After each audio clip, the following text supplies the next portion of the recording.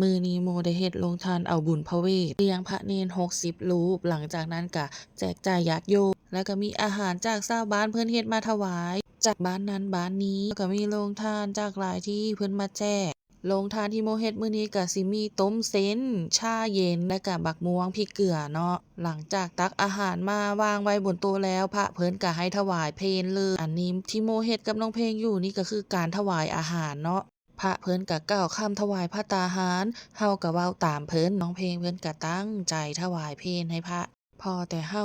ถวายเพลพระเรียบร้อยแล้วเฮาก็มาแจกจ่ายให้ญาติโยมเนาะโอ้ก็ตักกับยายการกับน้องเพลง3คนเนาะน้องเพลงเพิ่นก็ได้ย้อนอยู่เดะทุกคนเพิ่นก็ซอยแหมโรยพริกไทยโรยหอมเจียวจั่งซี้ได้ย้อนถือว่าได้เป็นงานเป็นการอยู่เดะอันนี้ที่ถ่ายอยู่ก็สิเป็นคุณตาถ่ายให้หลายคนก็สิสงสัยว่าบุญพระเวทคือหยังคือเฮ็ดหยังจั่งซี้ บุญพระเวทนี่ก็คือบุญใหญ่ประจำปีของชาวอีสานเนาะเป็นประเพณีสืบทอดกันมาตั้งแต่โบราณเพื่อระลึกถึงพระเวสสันดรพระโพธิสัตว์ที่เพิ่นเสียสละก่อนที่สิได้เกิดเป็นพระพุทธเจ้าเนาะแล้วก็บุญพระเวทนั้นเพิ่นเชื่อว่าคันเฮาได้ฟังเทศน์มหาสาสน์ครบทั้ง13กันนี่ก็สิได้บุญแร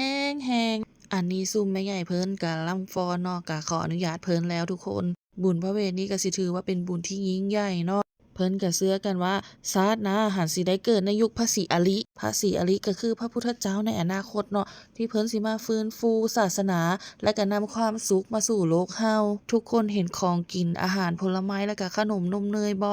ที่วางอยู่หม้องนี้เนาะเพิ่นก็สื่อให้เห็นถึงความอุดมสมบูรณ์เพื่อเตรียมถวายพระและก็ร่วมทำบุญบางวัดเพิ่นก็เทศน์ทั้งวันทั้งคืนเลยเด้ทุกคนเพิ่นก็เอิ้นว่าฟังเทศน์มหาศาลเนาะ มันก็สิเป็นเรื่องราวเกี่ยวกับพระเวสสันดรนี่แหละแล้วแบบคล้ายๆเล่านิทานน่ะทุกคนเพิ่นก็สิเทศน์สิเล่าแบบมีเทคนิคเฮ็ดให้